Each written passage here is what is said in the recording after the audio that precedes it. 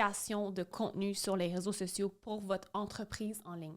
Trop souvent encore, j'ai des femmes qui viennent vers moi, qui veulent travailler avec moi, qui me disent « Val, j'ai tellement de difficultés avec ma création de contenu. J'ai pas d'inspiration, j'ai pas de temps, je sais pas quoi faire, les tendances vont trop vite, je sais plus où me diriger. Est-ce que je mets tous les œufs dans le même panier? Est-ce que je diversifie ma présence? Qu'est-ce que je fais avec mon contenu sur les réseaux sociaux? » Eh bien, cet épisode de podcast va répondre à ta question.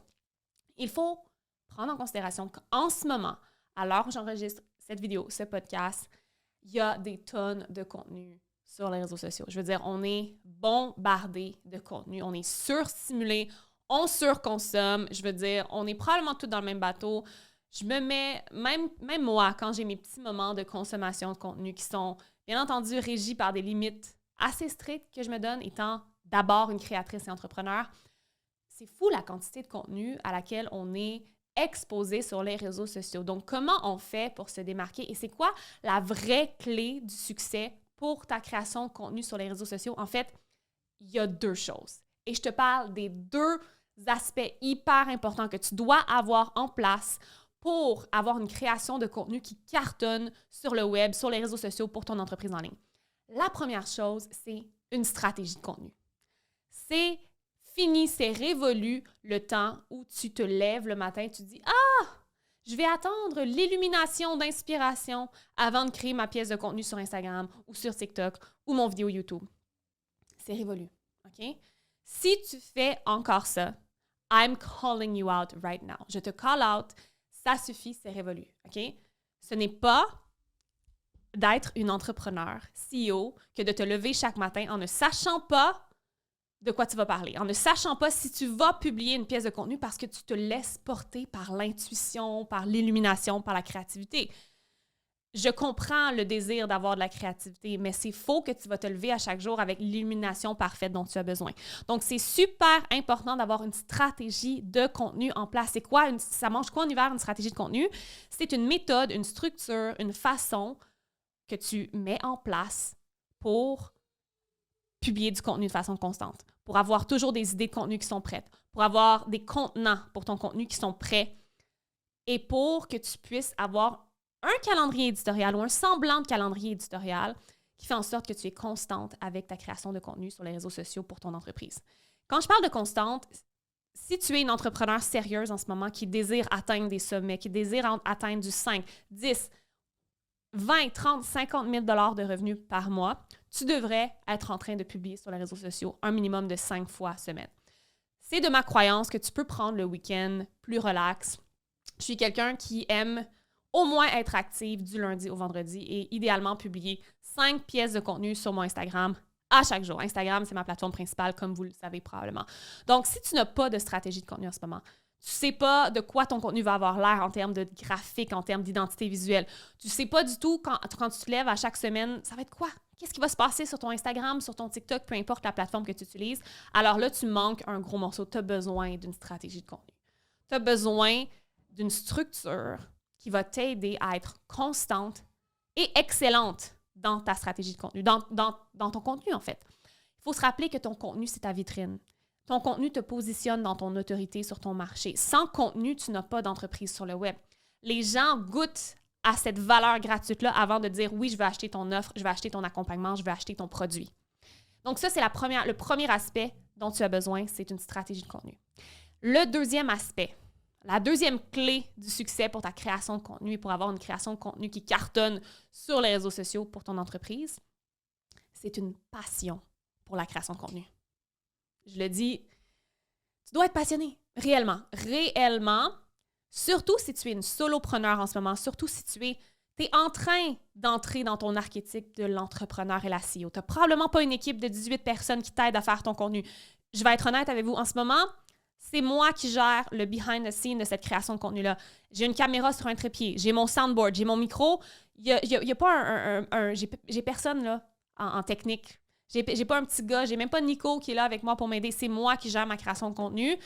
J'ai la possibilité de le faire. Éventuellement, je vais peut-être engager quelqu'un pour m'aider. Mais probablement que tu n'es pas à cette étape-là. OK? Probablement que tu n'es pas à cette étape-là.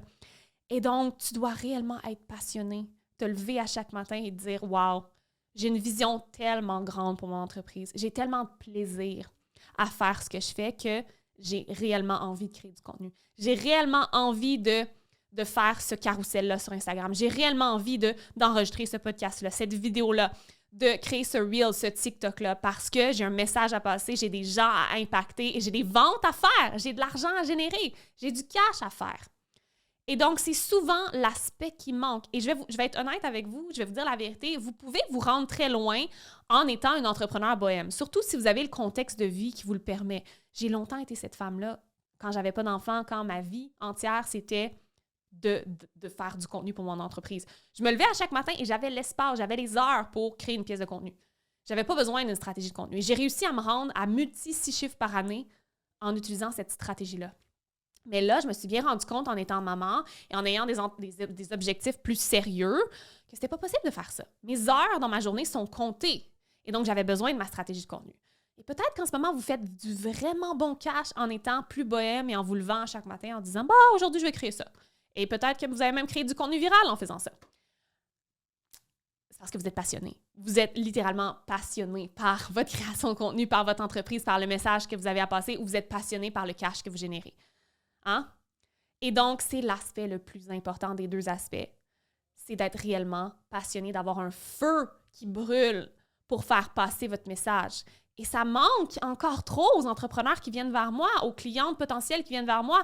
Elles me disent « Je suis pas inspirée, j'aime pas ça, créer du contenu, j'aime pas les réseaux sociaux. » Mais qu'est-ce que tu fais à bâtir une entreprise en ligne? Trouve cette passion-là, trouve ce feu-là à l'intérieur de toi. Si tu l'as pas en ce moment, c'est ma mission pour toi. Tu dois réactiver la flamme pour ton travail, pour ton entreprise, pour ce que tu vends, pour le message de ton entreprise, pour les valeurs de ton entreprise. Tu dois être passionné. Si tu n'es pas passionné, il y a un problème. Il y a un problème. Et donc, ta stratégie de contenu est importante si tu es prête de passer de solopreneur à entrepreneur CEO. Si tu es prête vraiment à aller dans les grands niveaux de revenus et d'impact, au-dessus de 10 000 $ par mois. Mais surtout, tu as besoin de ta passion. Tu as besoin de vraiment triper création de contenu si tu es prête à bâtir un empire sur le web, de bâtir un mouvement. Et donc, ne néglige pas la passion et surtout, ne néglige pas la stratégie de contenu quand tu es prête à passer au prochain niveau. C'est, entre autres, ce que j'enseigne dans mon accompagnement signature, l'Académie FLB, Femmes, Leadership et Business, qui est un accompagnement mastermind de 6 mois pour les entrepreneurs comme toi ou les solopreneurs en quête de devenir entrepreneur et CEO qui veulent commencer à générer des revenus récurrents par mois de 5 à 10 000 $ et plus. Et donc, si tu es cette femme-là, que tu résonnes avec le message de Mama Wears the Pants, que tu résonnes avec l'archétype de la maman CEO entrepreneur qui a des grands rêves, des grandes ambitions et qui est plus que prête à bâtir une marque personnelle solide sur le web, à avoir une stratégie de contenu simple et efficace qui te permet de créer constamment du bon contenu qui génère des nouveaux leads potentiels pour tes offres et surtout à bâtir une suite d'offres dans ton entreprise, que ce soit des services, produits, qui te permet de générer du revenu récurrent chaque mois.